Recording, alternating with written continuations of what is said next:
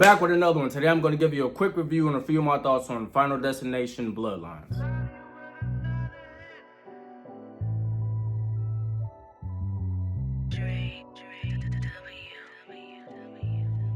Final Destination Bloodlines is directed by Zach Lipovsky and Adam Stein, who are known for Kim Possible, which came out in 2019, Freaks, which came out in 2018, and Dead Rising Watchtower, which came out in 2015. So action, horror, thriller seems to be their genre of choice, and Final Destination Bloodlines falls right in line. Final Destination Bloodlines stars Caitlin Wanna, Brie Bassinger, Tio Briones, Richard Harmon, Gabrielle Rose, and the late Tony Todd.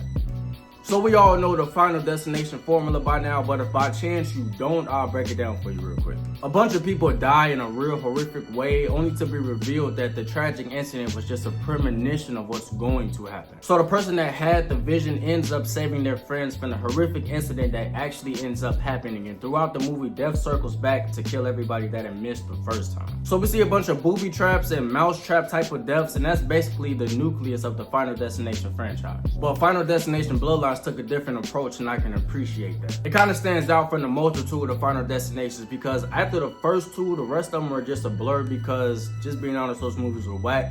You know, just being honest, my factual opinion. So it's been a while since we had a Final Destination movie, and this one came back with an interesting concept where if the people who manage to survive or cheat death have kids and families, would death come after them as well? Like, are they also part of death's plan? Are they safe? And we get the answers to those questions in Final Destination Bloodline. So to give you a brief synopsis of the film, in the 1960s, we are introduced to a woman who was on a date. She's having a great time at this extremely tall, sketchy tower. Kind of reminds me of the CN Tower. She ends up having a disastrous premonition where things go way left. She realizes it was just a vision and does her part to save as many people as possible. So we jump to modern day, and that woman's granddaughter is experiencing that same vision, and she starts to have premonitions of her own. So one thing I noticed about Bloodlines that differed from, let's say, the first Final Destination is the amount of time that took place between the premonition and the actual disaster. So if you remember way back to Final Destination 1, where our main character has a premonition about the plane exploding and everybody dying a horrible fiery death, he wakes up from that vision and is on that plane in real time having to make a decision right then and there. Are you going to stay, or are you going to go with your gut feeling and get off this plane? In Final Destination Bloodlines, our main character wakes up from her vision and has about a week or two before things start to go left. So that was different.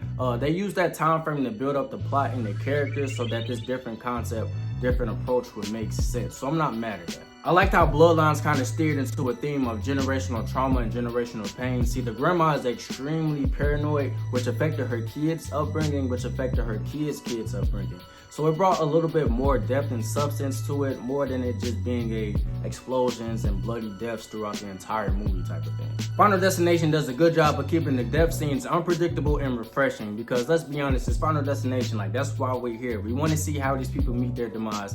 We want to see what new things they came up with this time, what creative ways people are going to die. We want to see how far they're going to take it. It's Final Destination, man. And they did a good job of delivering too. And there are scenes where you can get an idea of what could possibly go wrong, but we're still intrigued to see exactly how things are going to unfold, if that makes sense. With the Final Destination franchise, you pretty much know what you're getting into. You know, you're not expecting some super layered, complex type of story. You're here for the action, you're here for the death scenes, you're here for the blood and the gore.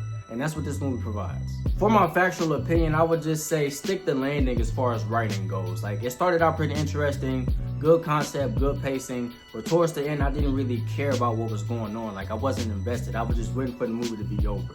And I will also say, let's be a little bit more realistic on how people end up in certain booby traps. Like, there's just one scene, a garbage truck scene, won't say too much, but how this person ended up in the garbage truck was some cartoon shit, you know what I mean? So let's be a little bit more realistic. If I had to rate and categorize Final Destination Bloodlines, I would give it a 6 out of 10 and put it in the one and done category. I personally don't need to revisit this one. I got what I came for though. You know, I came to see bloody, horrific death scenes, and that's what this movie provided. It was a good concept at first. It started out pretty interesting, but it started to fall off towards the end. I didn't really care about how this movie ended, you know? And those are my thoughts on Final Destination Bloodlines. If you've seen it, leave a comment down below on which movie you think is the best in the franchise. As always, thanks for watching. Thanks for supporting me. Please don't forget to like and subscribe, and I will see you on the next one.